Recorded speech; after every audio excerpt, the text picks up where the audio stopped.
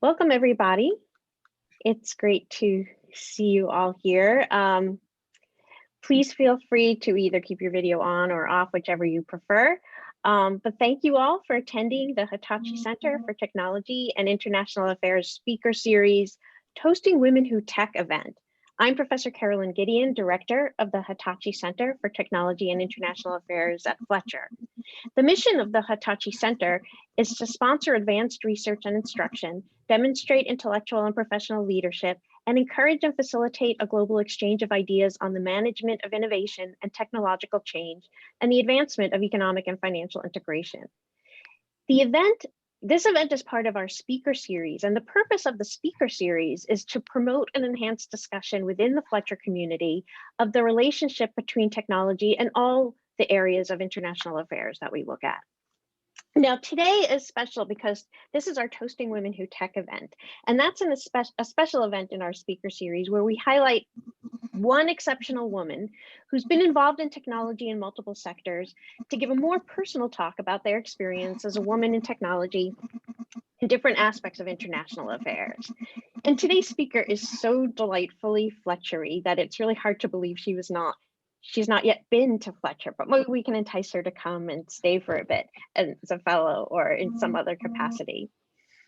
Mae Chang is a leading expert on social innovation, and she's author of Lean Impact, How to Innovate for Radically Greater Social Good.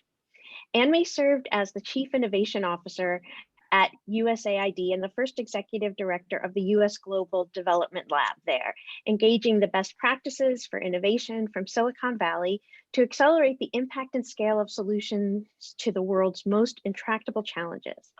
She was also the Chief Innovation Officer for the Peat for America campaign, Chief Innovation Officer at Mercy Corps, and Senior Advisor for Women and Technology at the US Department of State.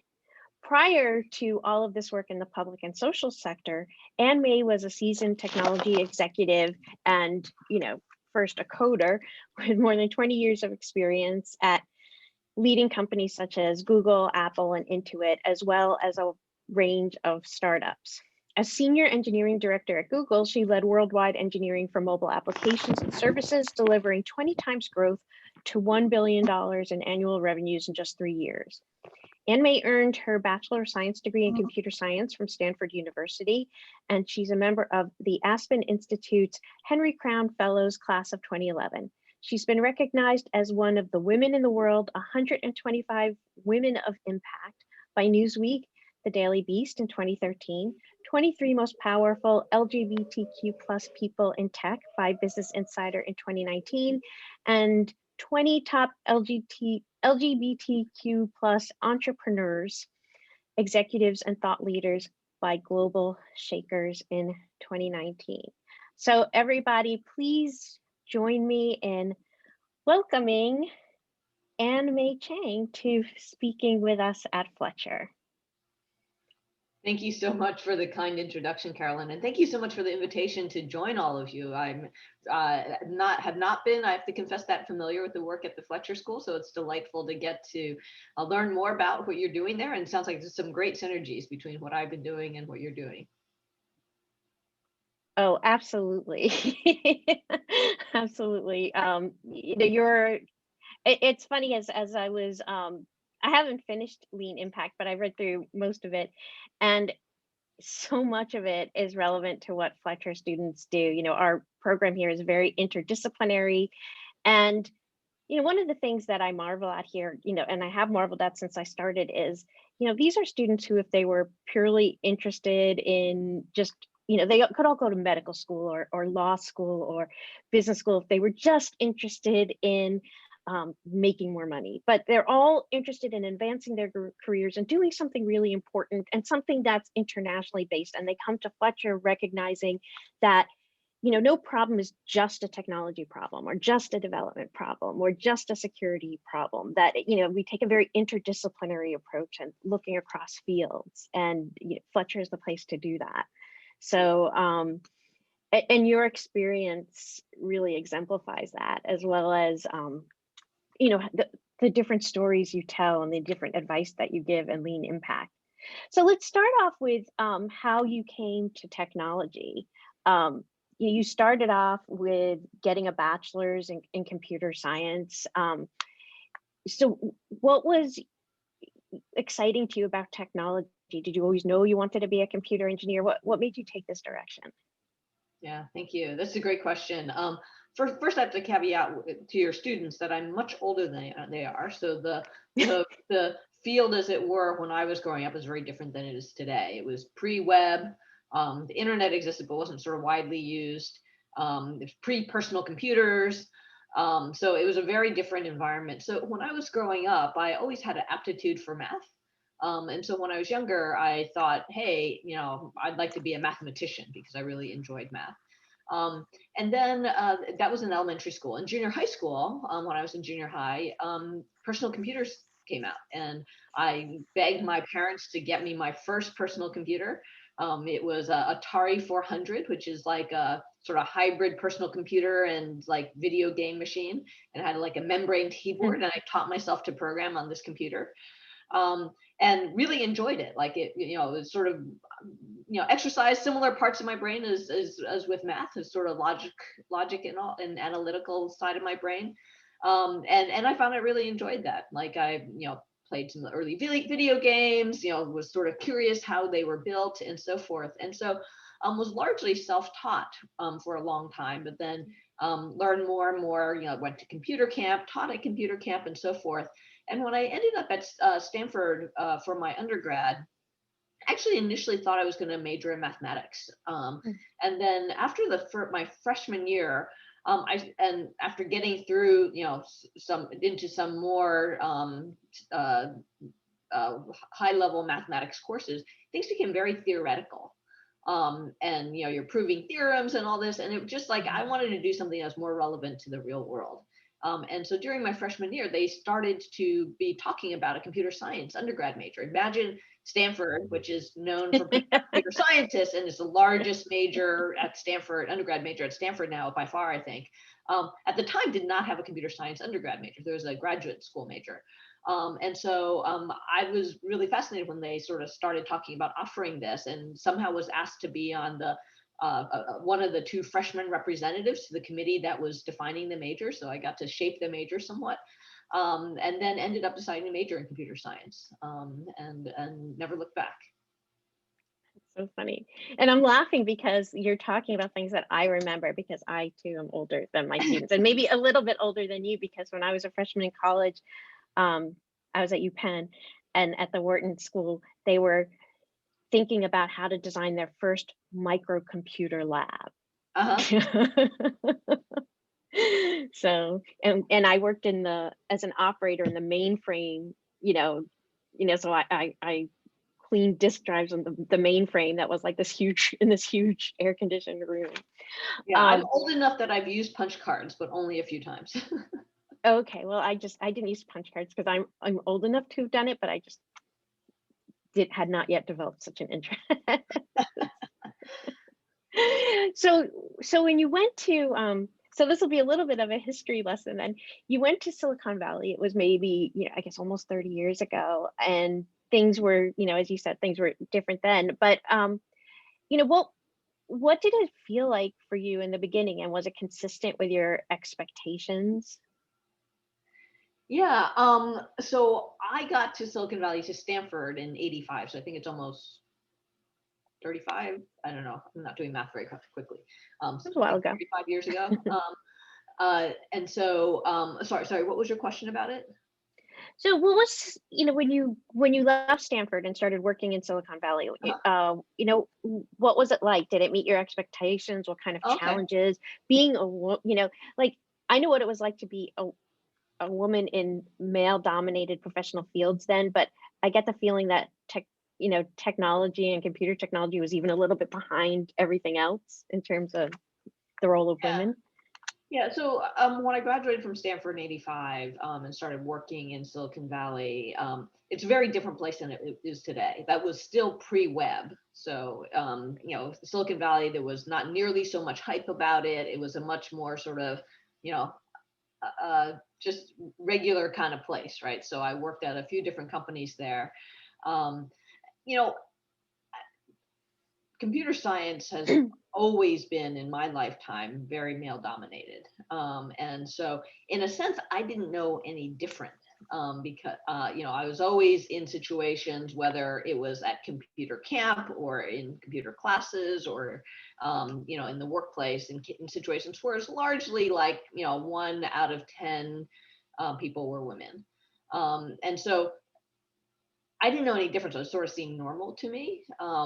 Since then, I've certainly worked at much more diverse workspaces and can kind of, really see more of the difference. But at the time, it was just sort of what was, right. It was just sort of the environment I was working in. And I think as a result, because it was so male dominated, so much of the culture was like people often talk about male dominated professions and sort of like explicit discrimination and so forth. And I found that what was more an issue for me, I was fortunately not to have a lot of situations where there's like egregious, like sort of overt discrimination. But a lot of the culture was very formed around sort of male norms, if you will. And so just as an example, like the people who got the most recognition were the heroes, of the teams, were usually the people who, the night before you're going to ship, stay up all night and fix that last bug just in time to save the day, right? And the people who weren't as much, sort of lauded were the oftentimes more women who like planned ahead and tested their code, and so they didn't have to stay up all night and fix that bug, right? And so there's just this cultural norm that like kind of more valued, and this is like a generalization because there's certainly men and women who do both, but who sort of valued a more male tendency way of working than a female tendency way of working. That's really interesting because in those same years, I was in finance and management consulting, and it was really similar in that sense. And particularly when I was in investment banking, I was not in New York City. I was in Pittsburgh. And so we had a lot of our meetings at a club that had a male only bar. Oh, wow. And I would say, oh, please put the meeting there. I'll go home and actually get some sleep. But there were times we would go to client sites and I would be greeted with the assumption that, I was my vice president's wife, Wow. as opposed to the assistant vice president. Yeah. It was really very, very similar. So in terms of, what kind of challenges did you find? How did you navigate them? It sounds like there weren't really any too many female role models for you in particular. Yeah, but I had male role models. Yeah. I feel like role models don't necessarily have to be of the same gender. And so, I think at that stage in my career, I wasn't really necessarily conscious of like really, things I was navigating that were more of a problem because I was a woman versus a man. Certainly early in your career, everyone's trying to figure out what they're going to do and how to like, be successful and find the right type of fit in terms of jobs. But I don't know that I had, challenges that I could uniquely identify as being related to me being a woman.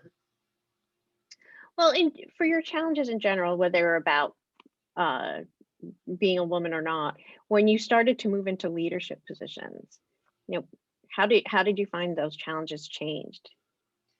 Yeah, so one of the things that, so I moved into a leadership role very, very early in my career, probably. I think maybe I was 24 when I became a manager. Wow. And it sort of, it was not something I set out to do. I started out as a software engineer, and one of my early jobs, I was working for a project lead who was really problematic. I don't even remember exactly all the ways he was problematic, but he just wasn't very good at what he was doing. And so I grew increasingly frustrated and, would think about, hey, if I was doing this, I would do it differently in X, Y, or Z way. It turned out this guy got fired, a few months later. And so they had this gap. And so I started to step into that gap because I've been thinking like, it could be so much better if we did it this way. And so my boss gave me the opportunity to do some of those things. And I think it was a very gradual process. It was like over the course of maybe 2 years, I gradually took on a little bit more and a little bit more and a little bit more of the responsibility until I was essentially doing the manager job and then got promoted officially to be a manager. And so I was lucky in that I didn't just sort of jump in the deep end. I really got to like take small steps along the way, get comfortable with it, and take some more steps. And again, I was very young. I was the youngest manager by far in engineering at the time. And so in that way, it was a relatively smooth transition for me. What I've found has been true throughout my career, though, is that each time I've taken steps, into a more senior type of role, what I found is that the role and what it takes to succeed completely changes. Like it's not just if you're good at your job, you then get to the next job and then you do more of the same thing, right? And you do it better. It's more like you do something completely different that calls on a completely different skill set, right? Like, so for example, as a software engineer, what was really important is that, I sat at my desk, I wrote code, I had to concentrate for long periods of time. I had to think through, things logically. And I had to do some collaboration with other people, but it was very sort of an individual focused kind of activity. As a manager, it was almost the opposite. Like I had to time slice, so I was never doing anything for more than 5 or 10 minutes at once. And so I never had that sort of concentrated time on one thing. And it was much more about my ability to multitask and to work with a wide range of different people and to bring together a broader vision. And so it was just a completely different skill set, right? And so it was fun to sort of stretch into new skills and experiences, but was very, very different. And I found, again, as I've gotten into more and more senior roles from there, again, the job just completely changes again. That keeps it fun. So tell us about this, what seems like a very conscious decision you made after doing a number of different exciting things in the tech sector to leave the tech sector and bring technology and the other related but not necessarily technology things that you learned from your different roles into other sectors. Yeah, so I think it is somewhat unusual, but I think less and less unusual that people kind of switch between sectors. And I think it's incredibly powerful. I truly believe that the magic happens at the intersection of sectors, and we need more people who understand all the sectors. But for me, I decided in my mid-20s that I wanted to spend roughly the first half of my career in the private sector in tech.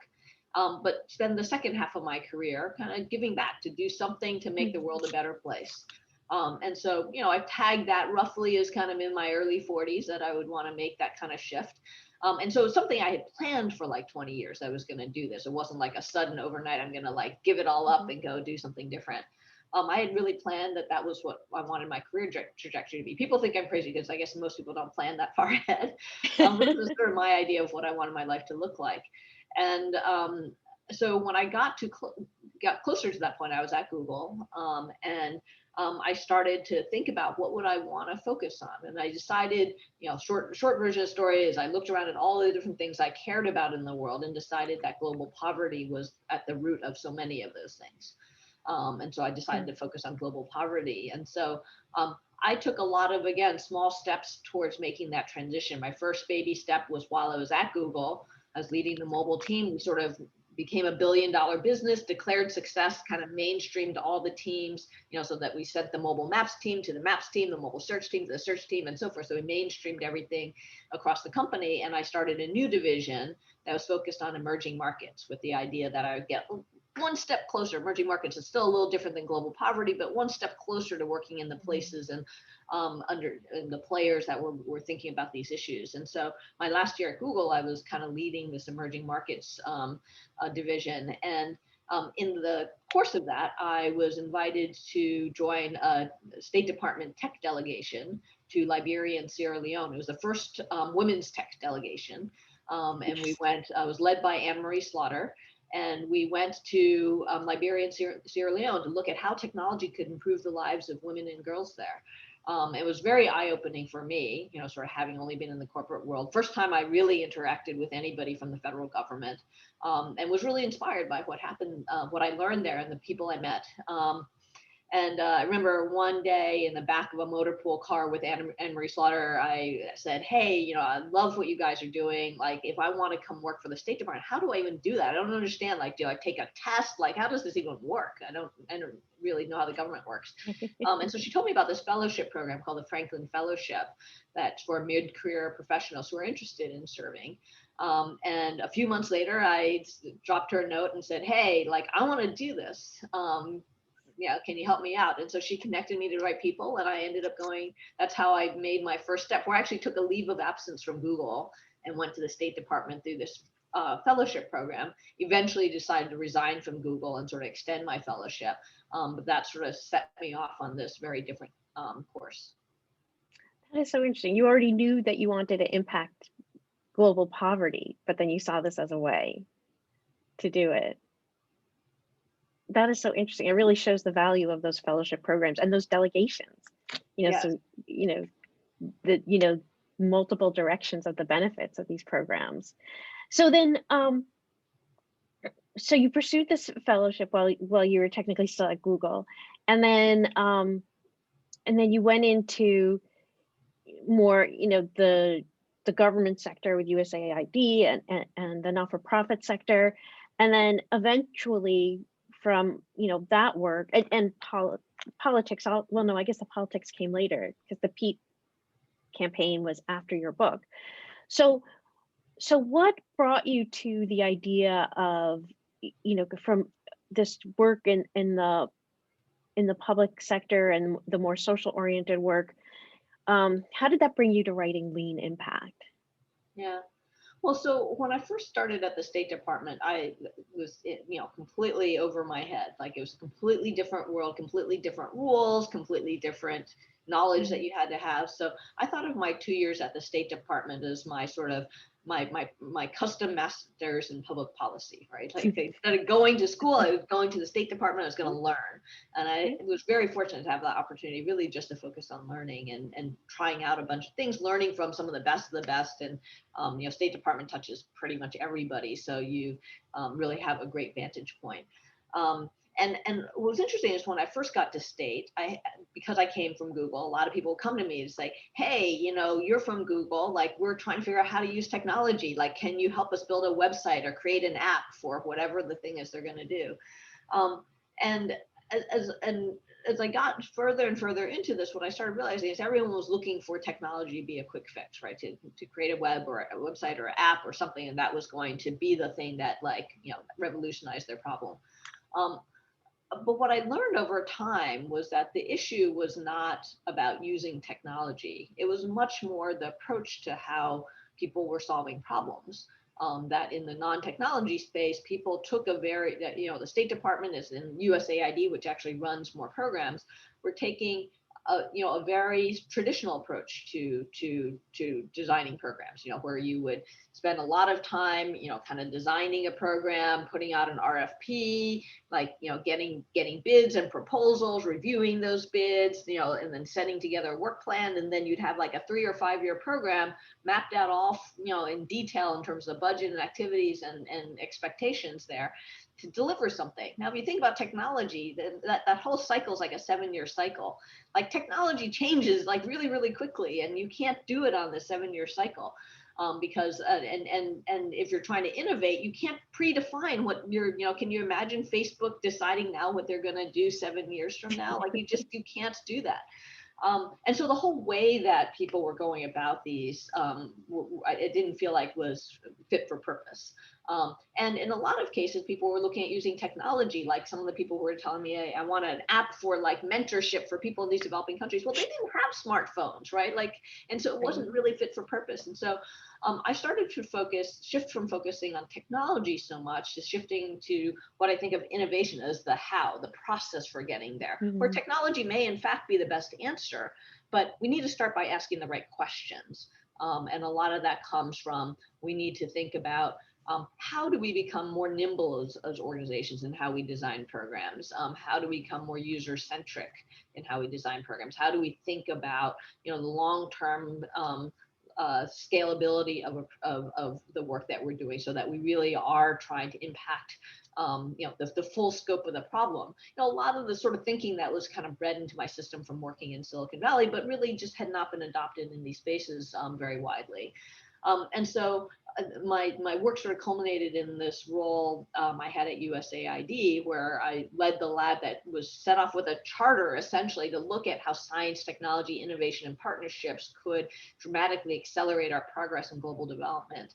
It was really a dream job for me. And when I left the job, I was a Obama appointee, and so we were all kicked out the door on January 20th at 11:59 a.m. And I decided that, based on all the things I had learned, that there was a lot that I could share with the rest of the sector, and so decided to write this book. I am very fortunate in that my book is inspired by another book called Lean Startup, which some of you may have heard of. And it's a very widely read book, very widely known. It happened to be written by a guy who worked for me at a startup company, like now 20 years ago. So I called up Eric and said, hey, if I'm thinking about doing this, like, what do you think? And he was kind enough to agree to write the foreword for the book, let me share his branding, kind of help promote the book. And so it's a rare situation where I think people usually, when they're going to write a book, they want to create their own brand, start from scratch, sort of, make a name for themselves. And it was an unusual arrangement for both of us. I think benefited both of us in that, like, he got the sort of extension to his brand, got to get some of his ideas out to a different audience that he hadn't been able to reach. And I got to sort of have a jump start in as a first-time author in kind of getting my book out there and leveraging a platform that already existed. So it was a win-win in many ways. That sort of then I ended up doing a bunch more research and so forth to actually bring together the experience I had directly, but then also research that, learning from what other people have done as well.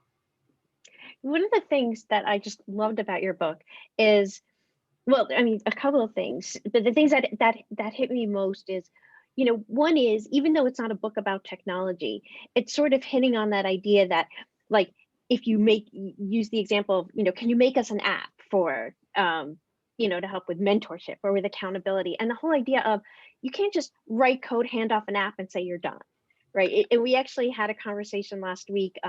We had a speaker at an event. One of our alums is chief technology officer at NDI.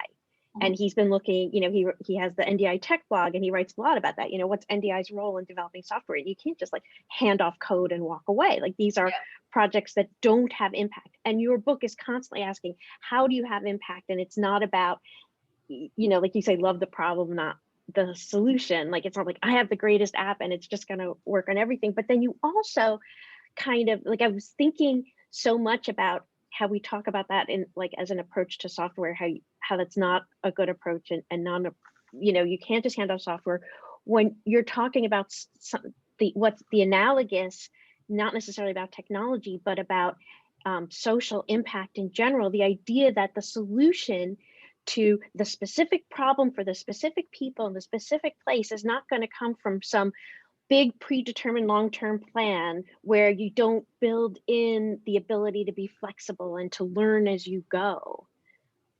So this whole thing, so not everyone here has had the opportunity to read the book yet. So talk about this, how important it is to constantly be testing and learning, and that whole, like, and that's where that leanness comes in.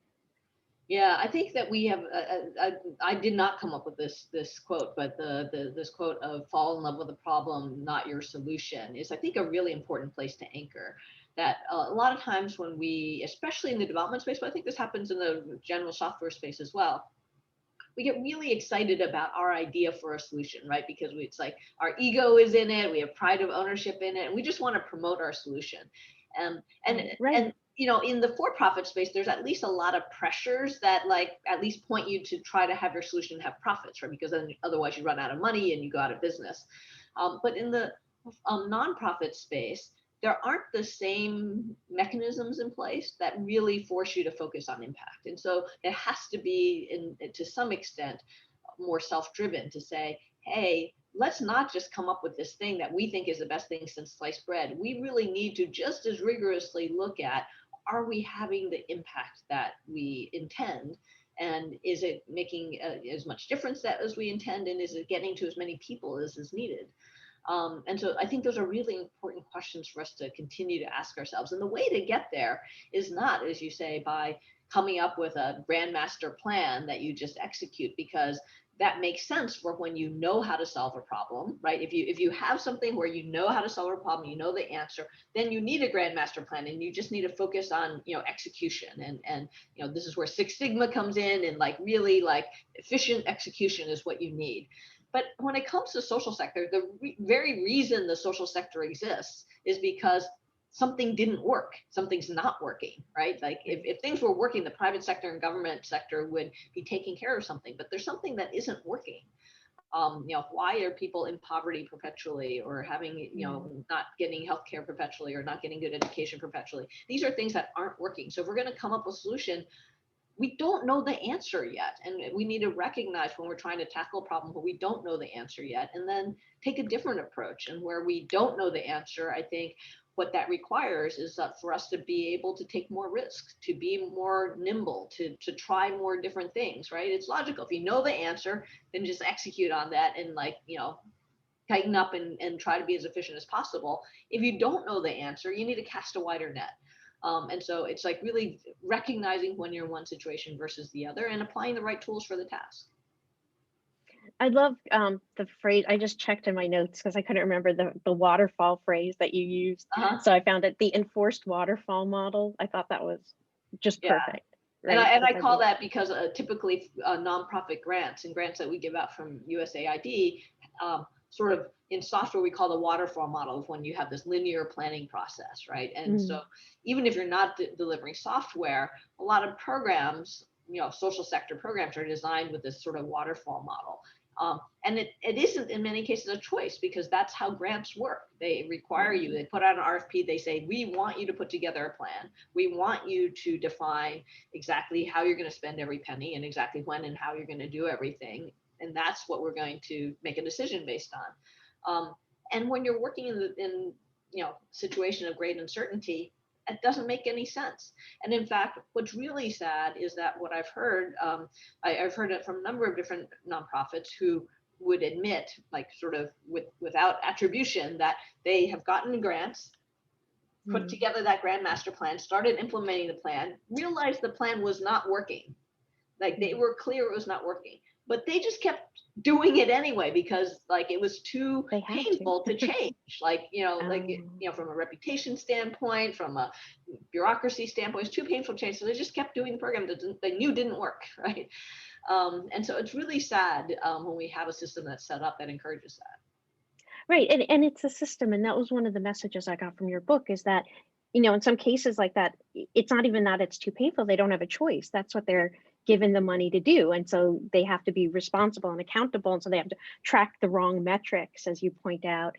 And I think that I think one of the things I love most is when you sort of point out examples where you're starting to see the beginning of transformation of the donor sector, where they're building in some of that flexibility so there can be the learning. But it seems to me that's an area that needs focus, like that's a big institutional change of how money's given. Absolutely. And we are starting to see signs of that change, but it's still very early stage, right? It's still like a very, very small percentage that is, I think, looking differently at that. The good news is that if there's any good news coming out of this pandemic, one of the pieces of good news, I think, is that the pandemic has really forced people to think about innovation a little bit differently. So on the funder side, over 700 foundations have pledged, because of the pandemic, to release all the restrictions on their grants and to allow nonprofits to make their own decisions, because it was very clear they're in a dynamic environment. Those plans from before didn't make any more sense. And so the hope is that many of them will continue, we'll see how that's played out, and see that these nonprofits are actually making good decisions, and continue to allow for much more unrestricted grants, and allow the people who are closest to the problem to make those decisions along the way. So that's one like really heartening thing from the foundation side. From the nonprofit side, what I've seen is that the pandemic has forced nonprofits to be much more nimble and much more innovative than they're used to, right? To exercise these new muscles. They had to suddenly, all of a sudden, go online. And what's interesting is that I've heard from many of them say, we had been spending months or years talking about what a virtual program could look like, right? And we, had spent time in these conference rooms debating it. We've written all these documents and we just could not pull the trigger. And then all of a sudden we just had to pull the trigger overnight. And by golly, we learned so much more. Like we have been learning all these things, and we found these ways where certain programs might actually we may want to keep online even after the pandemic because there's benefits of that. We're able to reach more clients because we don't have to spend half our time driving from one place to another. So there's benefits, but more there's just learning because they got out, they started doing it, and they learned what worked and not instead of just debating behind their closed doors. So I think there's things that both the funders and the nonprofits have really learned in the context of the pandemic. Hopefully that the capacity for learning mechanisms will be sustained after the pandemic is over. So we're going to open this up before we open this up to questions from all our attendees, I have just one more question for you that I will ask, and then I promise I'll open it up. But our students generally are not technologists. They work in technology aspects of different areas of international affairs and policy. So what would be your advice to them, as they navigate their careers in tech and innovations and related areas, in general, or, particularly as women or as LGBTQ plus, what is your advice? That's a pretty broad question. Advice in what context? How they navigate their careers in terms of, particularly since they're not technologists, but they're working in areas of international affairs and policy, related to technology. You can choose whichever piece of that you want to answer. Yeah, I guess one thing I would say is, it is a very broad question. Happy to get deeper on some specific aspect of it. But the first thing that comes to mind is I think I'm a big fan of kind of cross-sectoral, multidisciplinary work. I think that's really important for anything to be successful, is to really be able to bring a bunch of different perspectives to the table. At the same time, one of the challenges individually of people who choose that path is you can be jack of all trades, master of none, something Right. like that. And so I do think it's still really helpful to have an anchor in terms of your expertise, like something that, not just be a generalist where you know a little bit about everything. That's really good, but also have an anchor where there's something within that you are better than 99% of other people at, right? And so that you have some unique value add to bring, as well as the sort of perspective of understanding how pieces come to bear. And that doesn't have to be technology. It can be, any of a number of different fields. But looking for what that is, I think, and investing in developing that, and not sort of, especially in your early career, I see some people who kind of do these roles that are very, very general, but then never get that sort of anchor, and it makes it harder for them later in their careers. That sounds like very, very good advice. Thank you. Okay, so let's open it up to questions for our speaker. I think Kelly Church, one of our alums, is here, and she's particularly interesting because when she was a student a number of years ago, for her capstone, she actually created the digital strategy for CARE International. Oh, great. And then went to work for them. Kelly, I saw in the chat, you seem to have a question. I did. Hi. Hello. Anne-Mae, you sort of answered this already, but I guess I was just wondering, with your experience at Mercy Corps and at the lab, I guess looking back, what are some things that you thought the public and nonprofit sector were actually doing well? And I guess you already touched on kind of what they're not doing well and could learn from in the private sector. Yeah. But yeah. So where what are they actually doing well, and what should we be doing more of, I guess? Great. And it's great to hear that you're doing work with CARE. I've been doing some work with CARE CARE USA over this past year, and they're really ramping up some of their work on technology as well.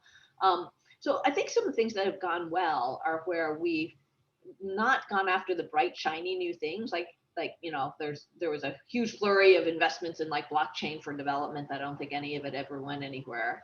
But where we stop focusing on those solutions and the sexy things and really focus on the practicalities. So the things that I get excited about are things like, expanding access to the internet. There's a lot, really working through the real barriers of access to the internet, whether there be gender bias, whether there be affordability issues, whether there be local content issues and so forth, to get people access to this tool that in the pandemic we've realized is so essential to modern life.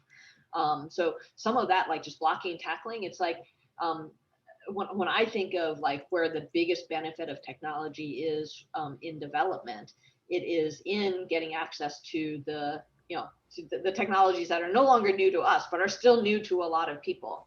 And so that's really powerful. And then there's other cases where I think investments early on, and again, in some of the more infrastructural things have been really powerful. Like mobile money, I think, has been a really transformative technology that it's not sexy. It's just built on SMS or USSD for the most part. So very basic technology, works with a feature phone, but was seeded with a grant from DFID in Kenya with Safaricom that helped create this thing that's become a huge thing in Kenya and now many other countries as well, that has empowered people who never had a bank account to be able to have a safe place to store money, to be able to transact, to be able to transfer money to family members in different locations and so forth.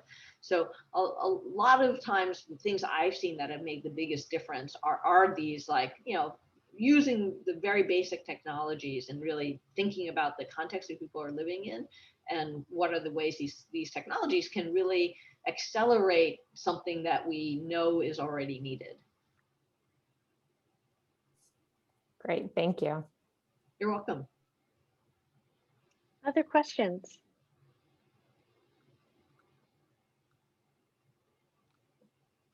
Walker?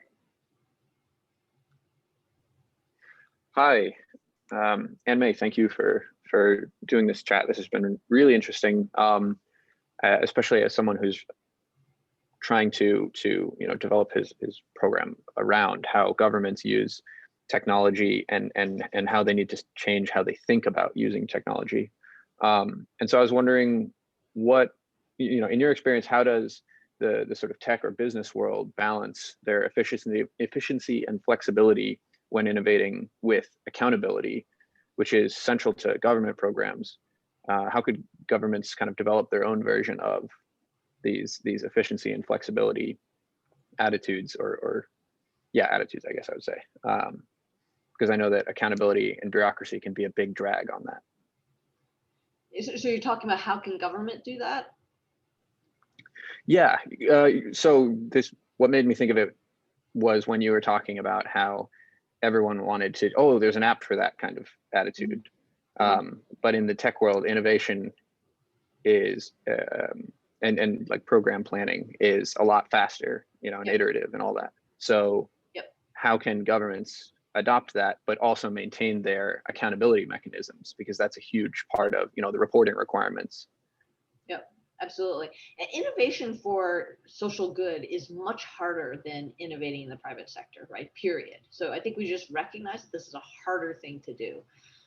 And the reason that it's harder is in the private sector, you have a really, built-in feedback loop. If you create an e-commerce site or you have a product and you want to sell it and nobody buys it, very quickly no one's buying your product and you got to change your product, right? Like there's this very clear feedback cycle between, you creating something and your customer. In the nonprofit sector, the feedback cycle is not so clear, right? That what happens is the nonprofit creates a program, the buyer is a foundation or a funder, so they write a proposal and the proposal gets accepted or not, and then they provide that product or service to yet a different party who's the quote unquote beneficiary or customer, right? And so you have this three-way thing where the feedback cycle doesn't work nearly as cleanly. So you could have a service that sounds really cool, like building an app.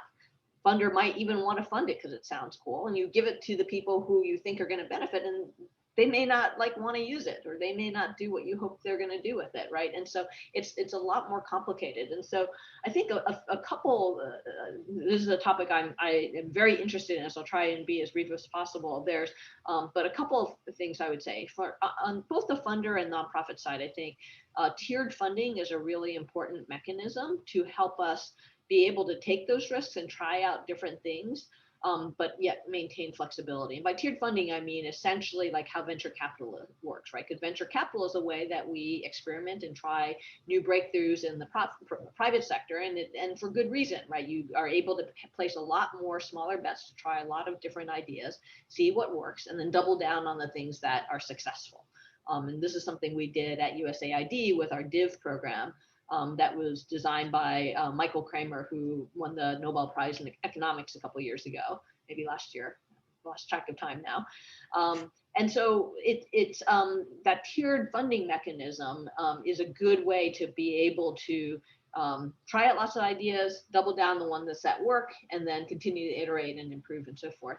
The second thing I would say is that we need to change the metrics of success we focus on. Too often in the government or social sector, what we do is we count the number of people we've reached, right? And if you think about the number of people you've reached, really tells you nothing about whether what you're doing is any good or not, right? Like it's just, you gave a bunch of widgets to a bunch of people, who knows if it made their lives better. Mm-hmm. So instead of just counting the people we've reached, which is the default, we need to start thinking about what are the unit metrics that matter, right? So what's the adoption rate? What's the retention rate? What is the cost efficiency of, or cost effectiveness of something? What's the success rate of whatever you're trying to have happen differently? So focusing programs on those unit metrics will create the right forces to hopefully have, the create that feedback loop to continually optimize on the overall impact that we're having. Gaurav has a question.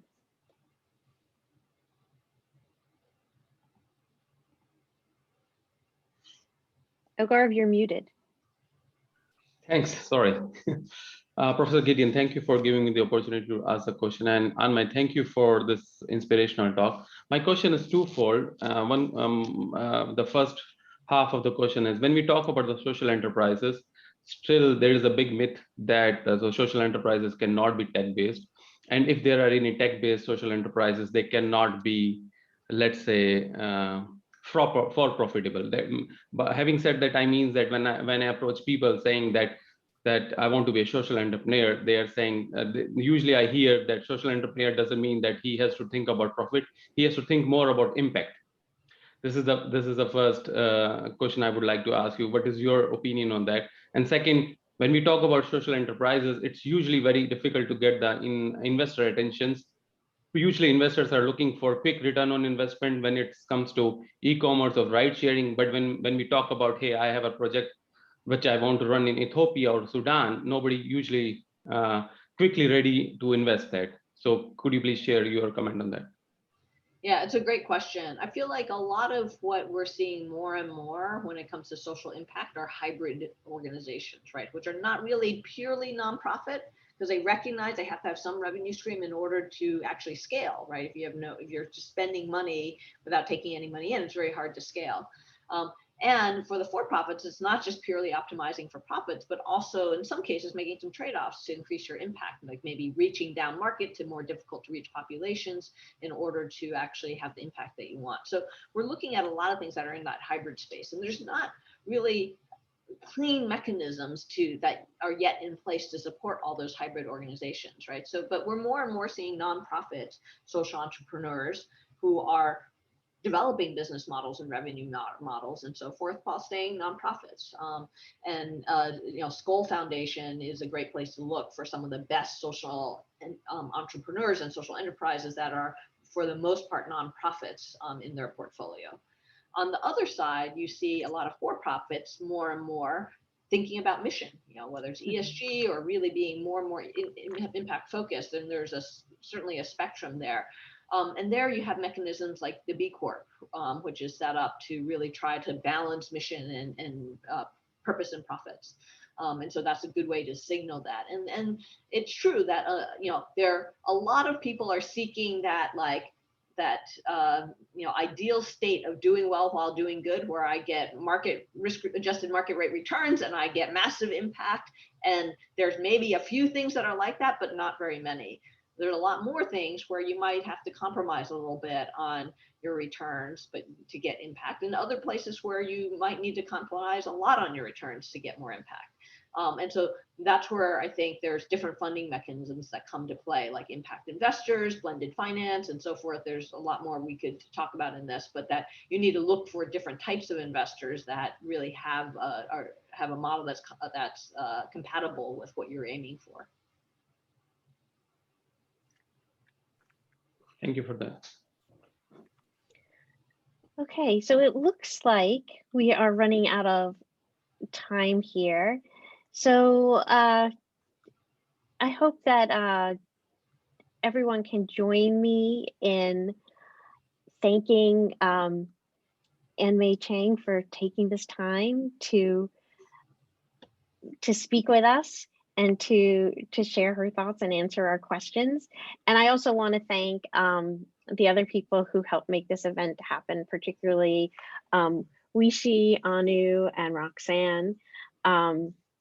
But Mae, thank you so much for spending this time with us today. This has been really interesting, and I'm sure that many of the Fletcher students who are nearing the end of their semester are then going to be reading Lean Impact, because it's very relevant to what a lot of our students are doing here. It's great to hear. Thank you again so much for having me. Great questions, everyone, and I'm really thrilled to learn more about Fletcher, and good luck in all the work that you're doing. Thank you. Thank you very much. Bye-bye. And thank you everyone for coming. Bye-bye.